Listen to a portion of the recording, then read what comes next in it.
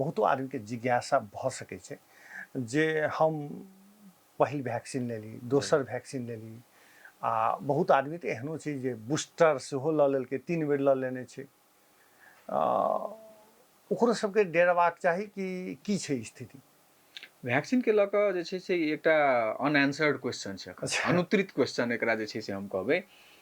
तऽ वैक्सीन जे रहै से एकटा पार्टिकुलर जे सबसँ एकर जे कथी कहबै जे मूल एकटा रहे कोरोना वायरस जकरा हमसब कोविड-19 के नाम देलिए, जहिया ओ कोनो परिवर्तित नहीं रहे, एकर मूल स्वरूप रहे तै के टारगेट केलकै वैक्सीन, है ना।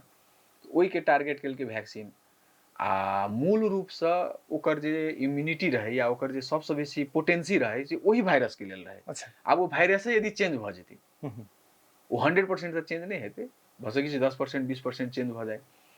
तो ओहि के चलते की हेतै जे आब वो सेम टू सेम वो कोविड अखन के जे वेरिएंट छै वो सेम टू सेम वो नहीं रहि गेल छै। तै के लऽ कऽ जे छै से वैक्सीन निश्चित तौर पर जे छै जते मूल रूप के कोविड वायरस के प्रति अहाँके प्रोटेक्शन दै छलियै ओते प्रोटेक्शन तऽ नहीं देत, से बात भेलै एक नंबर। अब 2 नंबर की जीरो प्रोटेक्शन देत सेकरो जानकारी अखन तक नहीं छै। तऽ हमरा सबके कुल मिला के की बुझाइ छै जे किछु ने किछु प्रोटेक्शन दै छै। अच्छा, है ना, किछु ने किछु प्रोटेक्शन अहाँके दै छै, लेकिन अहाँ यदि सोचबै जे हम वैक्सीन लेने छी या हमरा किछो नहीं हैत से बात हाँ, नहीं तऽ उ वाला स्थिति नहीं छै, कारण कि वायरस चेंज भ गेल छै। अच्छा।